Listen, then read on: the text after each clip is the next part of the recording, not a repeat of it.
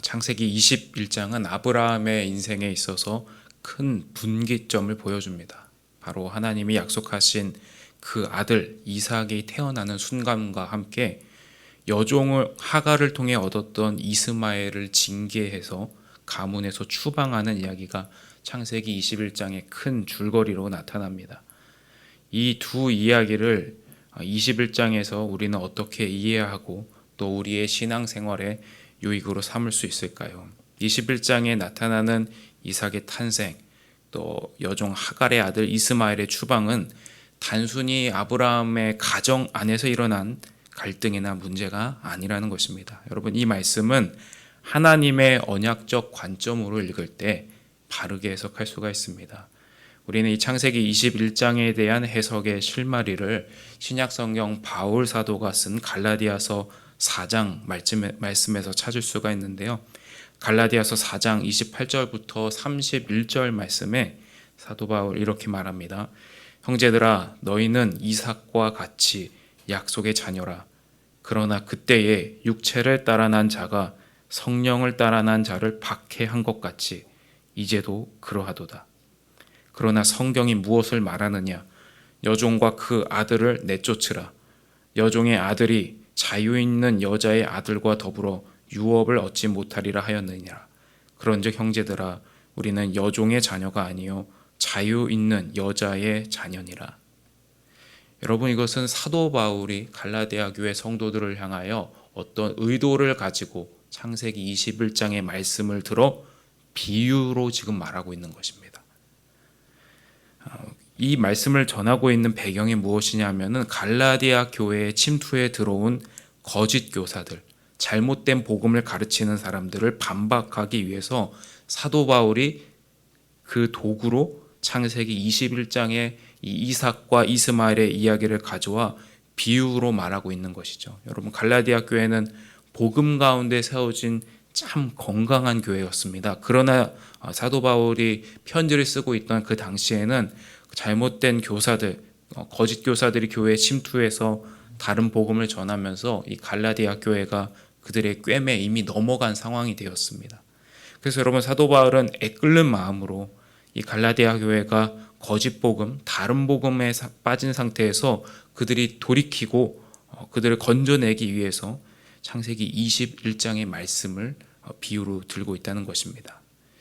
여러분, 그게 오늘 이 21장의 핵심 줄거리 이삭과 이스마엘의 대립과 그리고 이스마엘의 추방인데요. 여러분, 우리는 이 21장을 읽을 때 그래서 가정의 불화나 여주인 사라와 여종 하갈이 누가 대를 이을 것인가, 그런 혈족 중심의 갈등으로 성경을 이해하기보다는 예수 그리스도를 통한 언약적 관점으로 창세기 21장을 우리가 읽을 때 성경이 우리에게 가르치는 방향을 볼 수가 있습니다. 그러면 우리는 이 사건들을 통해서 무엇을 배우게 되고 교훈을 얻을 수 있습니까? 그것은 바로 하나님의 언약 백성으로서 우리의 정체성을 분명히 해야 한다는 것입니다. 여러분, 그리스도 안에 있는 모든 신자들은 하나님의 새로운 언약 백성으로서 하나님의 자녀가 됐습니다. 입양된 것이죠. 우리는 그런 법적인 신분과 지위를 가집니다. 그래서 성경은 우리 그리스도인들을 가리켜서 아브라함의 자손이라고 말합니다. 우리는 유대인이 아닌데 왜 그리스도인들을 향하여 아브라함의 자손, 새로운 이스라엘이라고 부르는 것일까요? 그것은 아브라함이 하나님의 약속을 믿음으로 그의 의로움을 하나님께서 인정해 주신 것처럼 하나님께서 예수 그리스도 안에 두신 하나님의 약속을 믿고 따르는 모든 신자들, 모든 그리스도인들을 그분의 거룩한 백성으로 여기시기를 작정하셨기 때문입니다.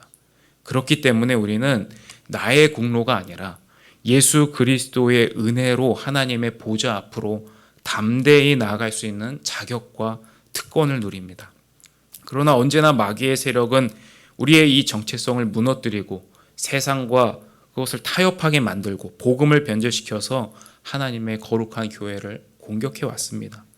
여러분, 그렇기 때문에 사도 바울은 이런 영적인 공격에 맞서서 우리가 받은 그 복음이 무엇인가를 분명히 떠올리게 했고, 우리가 받은 그 그리스도인 됨의 정체성이 무엇인가를 다시 강조해야만 했습니다.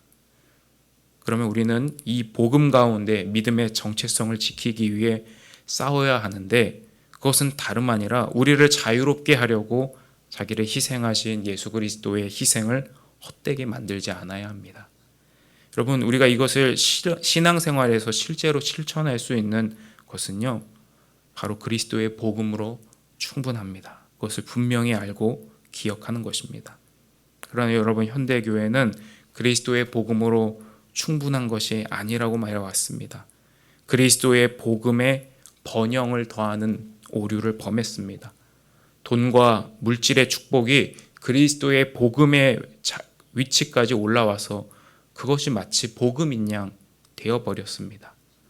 번영을 향한 신학, 번영을 위한 복음은 그뿐만 아니라 교회 안에 실용주의가 들어오게 만드는 문을 활짝 열어두었습니다. 더 많은 것을 누리고 더 많은 것을 소유할 수 있도록 번영을 촉진시키는 방법이라면 그것이 선이고 그것이 복음과 같은 위치에 오르게 됐습니다. 여러분, 우리는 사도 바울의 교훈처럼 우리 안에 있는 그 여종과 그 아들을 내쫓아야 합니다. 무슨 말입니까? 우리 안에 침투해 들어오는 그리스도의 복음을 무가치하게 만드는 모든 가치관들, 세속적인 방식들, 번영과 탐욕을 부추기는 세계관을 물리치고 쫓아내야 한다는 것입니다. 사랑하는 여러분, 현대 사회에는 물질이 신이 되고 물질이 선이 되었습니다. 우리 그리스도인들이 이런 세속 사회의 방식에 압도당하지 않고 믿음 가운데 서기 위해서는 시편 16편 다윗의 고백이 우리가 나아갈 길을 보여줍니다. 다윗은 이렇게 고백합니다. 내가 여호와께 아뢰되 주는 나의 주님이시오니 주밖에는 나의 복이 없다 하였나이다. 주밖에는 나의 복이 없다 하였나이다. 여러분, 다윗의 고백이 저와 여러분의 고백이 되기를 바랍니다. 하나님이시면 충분합니다. 복음이면 충분합니다. 함께 기도하겠습니다.